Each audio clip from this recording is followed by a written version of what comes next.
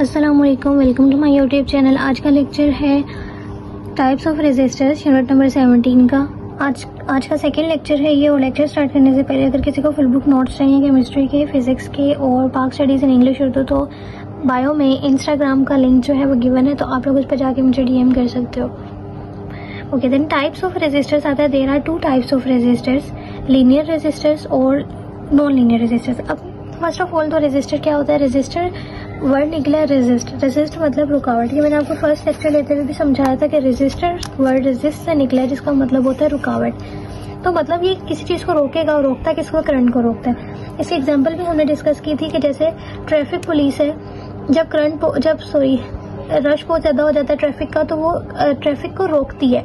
तो इसी तरह जब करंट बहुत ज्यादा किसी डिवाइस में फ्लो करने लग जाता है, तो रेजिस्टर जो होता है वो रोकता है उस चीज को, रेजिस्टेंस देकर रोकता है। तो इसको क्या बोलते हैं? रेजिस्टर। अब ये रेजिस्टर्स जो होते हैं दो तरह के होते हैं, कुछ लीनियर होते हैं, कुछ नॉन लीनियर होते हैं। लीनियर कौन से होते हैं? सबसे पहले हम पढ़ेंगे लीनियर के भी आगे से दो टाइप्स हैं, फिर हम जाएंगे नॉन लीनियर की तरफ। अब लीनियर रेजिस्टेंस वो होते हैं जिनकी रेजिस्टेंस, देखो अब हमारे पास ना ओहम्स लॉ हमने पढ़ा हुआ V is equals to IR, और उसमें हमने क्या कहा था कि जो रेजिस्टेंस होती है वो कांस्टेंट होती है, वो चेंज नहीं होती। ओहम्स लॉ में ये पढ़ा था। और फिर करंट और इसका क्या था? इनडायरेक्ट रिलेशन था। मतलब अगर मैं वोल्टेज को 2 टाइम डबल कर देती हूँ तो करंट भी क्या हो जाएगा? 2 टाइम्स जो है अपने आप को चेंज कर लेगा, बढ़ा देगा। क्योंकि वो रेजिस्टेंस को सेम रखना चाहता है। जैसे अगर मेरे पास एक बल्ब है, उसकी जो रेजिस्टेंस है वो 100 ओम है, तो करंट और वोल्टेज अपने आप को इस तरह से एडजस्ट करेंगे, चेंज करेंगे कि रेजिस्टेंस हमेशा क्या मिले? 100 ही मिले। ठीक, तो जैसे रेजिस्टेंस क्या होता है? V by I। तो अगर मैं रेजिस्टर वोल्टेज को 50 कर देती हूँ तो करंट भी अपने आप को अगर मैं इसको 200 कर देती हूँ तो ये अपने आप को कितना कर लेगा? तो ये अपने आप को करंट एडजस्ट करेगा इतना कि आंसर क्या मिले? 100। तो ये अपने आप को इस तरह से चेंज करते हैं कि रेजिस्टेंस हमेशा हमें 100 ही मिले। या कभी कभार इनको क्या करना, जैसे मैंने अगर क्या कर दिया, अगर मेरी कोई बल्ब है और उसकी रेजिस्टेंस जो है वो 1 ओम है, और मैंने अगर वोल्टेज को बढ़ा के, R की वैल्यू क्या होती है? V by I। अगर मैंने वोल्टेज को बढ़ा के 100 कर लिया तो करंट भी अपने आप को 100 करेगा, ताकि कट होके आंसर क्या मिले? 1। तो ये रेजिस्टेंस ही अपने आप, वोल्टेज अपने आप को इस तरह से एडजस्ट करेंगे कि रेजिस्टेंस जो है वही रहे। अनलेस ऐसा होता है कि जब बहुत ज्यादा, क्योंकि आपको पता है कि टेम्परेचर के बढ़ने से ना रेजिस्टेंस बढ़ती है, तो कभी ऐसा होगा कोई डिवाइस है और इतना ज्यादा हैवी टेम्परेचर हो गया, तो तब थोड़ा बहुत रेजिस्टेंस भी चेंज कर जाएगी, क्योंकि थोड़ा तो करना पड़ेगा, वरना ऑलमोस्ट सेम ही रहती है। तो लीनियर रेजिस्टेंस वो होती है जिनकी रेजिस्टेंस होती है सेम रहती है as long as temperature stay same, जब तक टेम्परेचर सेम रहता है। और ओहम्स लॉ को ये ओबे करते हैं। हमारे पास दो तरह के ये होते हैं, जैसे फिक्स्ड रेजिस्टर, इसकी कांस्टेंट रेजिस्टेंस होती है, जैसे अभी मैंने आपको बताया। और ये कौन से मटेरियल से मिलकर बनते हैं? अब रेजिस्टर भी किसी मटेरियल से, किसी तारों से मिलकर बनी होगी, तो हम मटेरियल ऐसा चूज करते हैं जिसकी रेजिस्टेंस चेंज ना हो, क्योंकि ये फिक्स रेजिस्टर्स हैं। तो it is made from various materials like carbon, metal films, ये हम यूज करते हैं। It can easily connected to circuits, और ये इजिली कनेक्ट भी हो जाते हैं किसी भी सर्किट के साथ। और ये हैंडल करते हैं हाई वोल्टेजेस को भी। They less stable because their temperature coefficient is high. और थोड़ा सा लेस स्टेबल हो जब टेम्परेचर कोएफिशिएंट बहुत ज्यादा बढ़ जाता है, तो आपको मैंने अभी बताया कि रेजिस्टेंस थोड़ी सी चेंज हो जाती है। देन हम देखते हैं कि वेरिएबल रेजिस्टेंस क्या होते हैं। ये इनकी चेंज होती है रेजिस्टेंस। वेरिएबल का मतलब ही होता है चेंज। तो ऐसे रेजिस्टेंस, इनकी रेजिस्टेंस जो है, रेजिस्टेंस चेंज होती रहे, एक जैसी ना रहे। और ये ऐसे रजिस्टर होते हैं जिसकी रेजिस्टेंस हम खुद चेंज कर सकते हैं। अब हम कैसे चेंज कर सकते हैं? रेजिस्टेंस जो होती है वो डायरेक्टली प्रोपोर्शनल होती है लेंथ के। तो अगर हम लेंथ को चेंज कर देते हैं तो फिर रेजिस्टेंस भी चेंज हो जाती है। जैसे कि आप इस डायग्राम पे देखो, ये स्लाइडर होता है। इस स्लाइड को मैं मूव करके ऊपर भी लेके जा सकती हूँ, और मैं इसको नीचे भी। अगर मैं ऊपर लेके जाऊंगी तो लेंथ क्या होगी? ज्यादा हो जाएगी, तो रेजिस्टेंस चेंज हो जाएगी। तो इस तरह से मैं इसको मूव करके लेंथ को चेंज करके रेजिस्टेंस को भी चेंज कर सकती हूँ। अगर हम इसके एग्जाम्पल्स की बात करें ना, तो मैं को बताऊं कि फैन का जो डिमर होता है, जैसे आप फैन की स्पीड कम और तेज करते हो, या रेडियो का जो वॉल्यूम वाला नॉब होता है जिससे आप वॉल्यूम ज्यादा हो और कम करते हो, ये सारे जो है वेरिएबल रेजिस्टर के एग्जांपल है। ठीक है, जब आप देखो, जब आपने क्या किया, उसको घुमाते हो, आप लेंथ को चेंज करते हो ना, लेंथ चेंज होती है, वो नॉब को घुमाते हो पंखा आहिस्ता कम करने के लिए, तो फिर क्या होगा, रेजिस्टेंस चेंज होगी, क्योंकि जब रेजिस्टेंस ज़्यादा होगी तो करंट कम हो जाएगा, तो पंखे की स्पीड क्या हो जाती है, कम हो जाती है। ठीक, और इस तरह से ये काम करते हैं। इस तरह से हमारे पास वॉल्यूम भी ऊपर नीचे हो जाता है।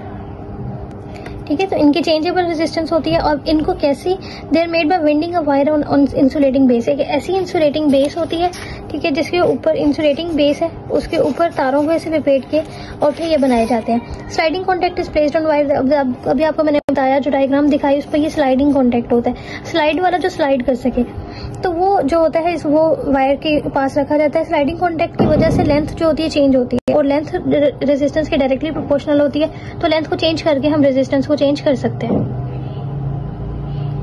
इनको यूज किया जाता है कंट्रोल करने के लिए, करंट को भी और वोल्टेज को भी। करंट को भी मैंने पंखे की एग्जांपल दी और वॉल्यूम वाली रेडियो की नॉब वाली एग्जांपल दी है। ठीक है, तो इनका कहाँ यूज किया जाता है, जहाँ पे हमें करंट को कम ज्यादा करना हो या वोल्टेज को ज्यादा कम करना हो। ओके, अब जो हम मटेरियल्स यूज करते हैं ना, वो निकल और क्रोमियम यूज करते हैं इनकी ऐसे रेजिस्टेंस बनाने के लिए, क्योंकि इनकी रेजिस्टेंस टाइम के साथ साथ चेंज नहीं होती। अभी आप कहोगे कि मैम कंफ्यूज कर रही हैं। अभी मैम ने कहा कि वेरिएबल रेजिस्टेंस वो होते हैं जिनके रेजिस्टेंस चेंज करते हैं हम लेंथ को चेंज करने से। तो अभी मैम कह रही हैं कि निकल और क्रोमियम हम यूज करेंगे ऐसे रेजिस्टेंस को बनाने के लिए, क्योंकि इनकी रेजिस्टेंस चेंज नहीं होती।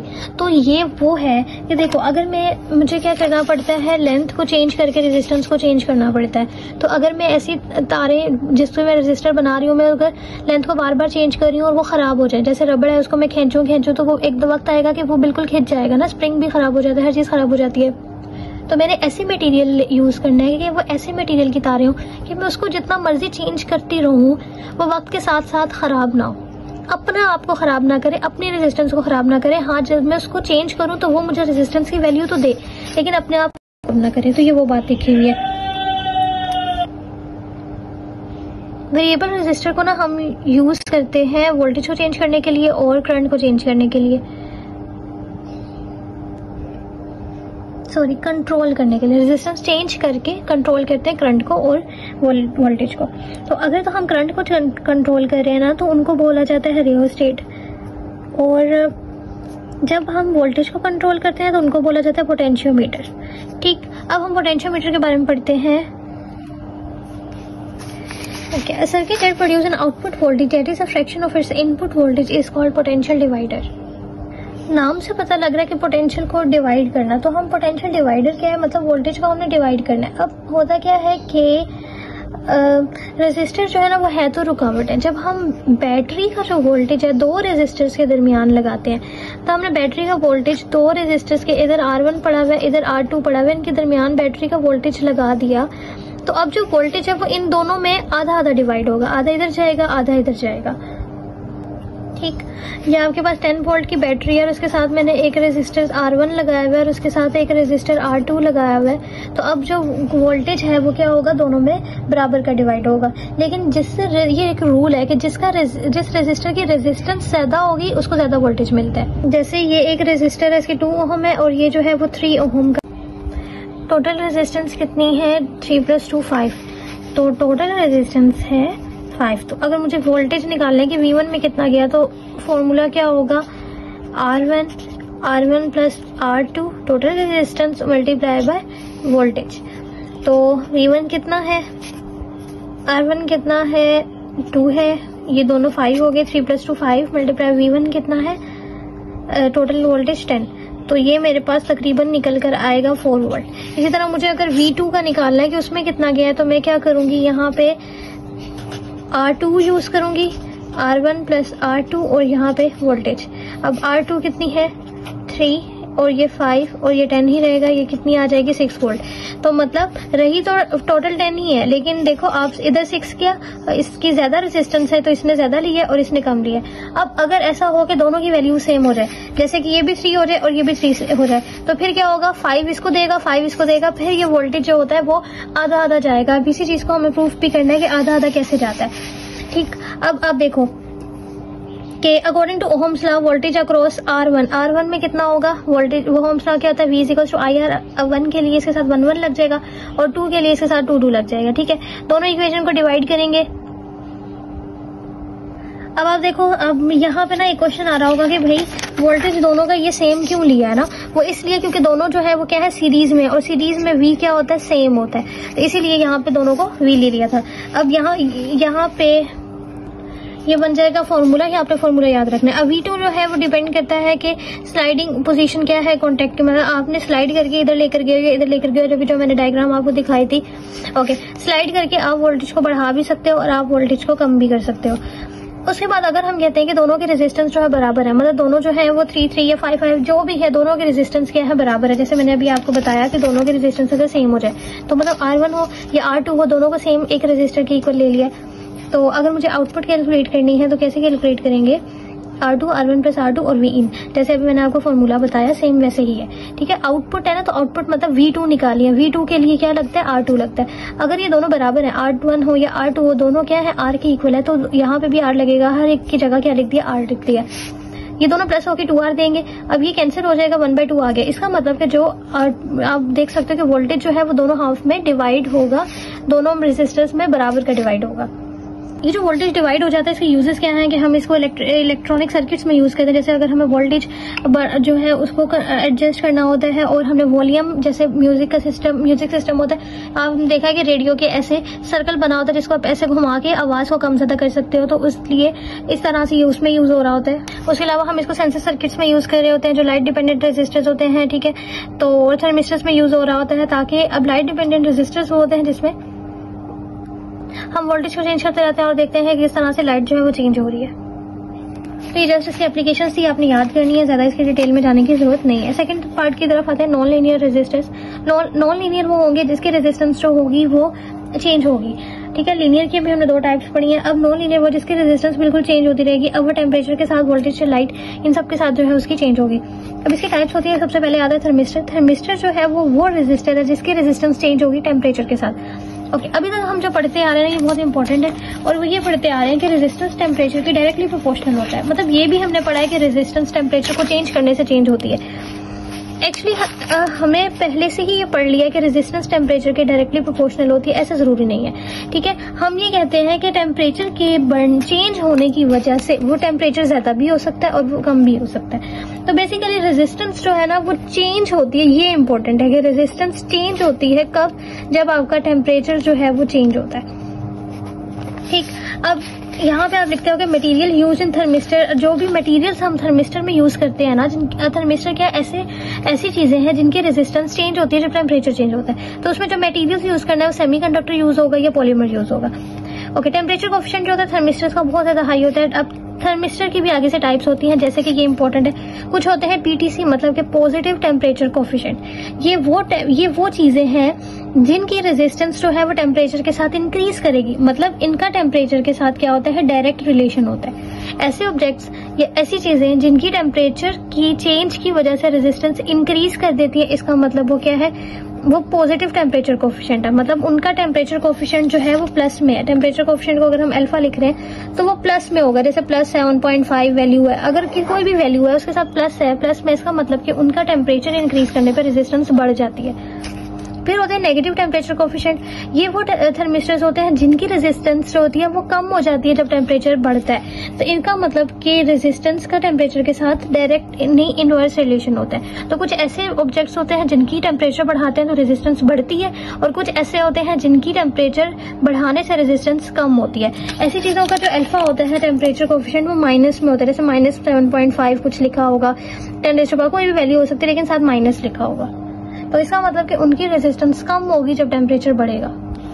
देन उसकी एप्लीकेशन है कि थर्मिस्टर्स है, इनको कहाँ यूज किया जाता है। थर्मिस्टर्स जो होती है इनके डिफरेंट शेप्स के होते हैं, डिफरेंट साइजेस के होते हैं, और वो डिपेंड करता है कि हमने कहाँ पे इसको यूज करना है, उसके हिसाब से इनका साइज, उनकी शेप जो है वो बनाई जाती है।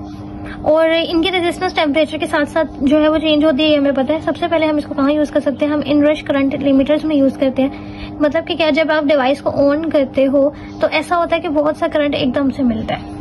तो करंट को लिमिट करने के लिए, करंट को कंट्रोल करने के लिए कि एकदम से करंट ना मिले, तो ये यूज किए जाते हैं। तो when device is turn on it में draw a large current suddenly, जैसे आप डिवाइस को टर्न ऑन करते हो, ऑन करोगे तो कभी कभी ऐसा होता है कि एकदम से करंट जो है वो मिलता है। तो NTC thermistor start with high resistance which limit the current.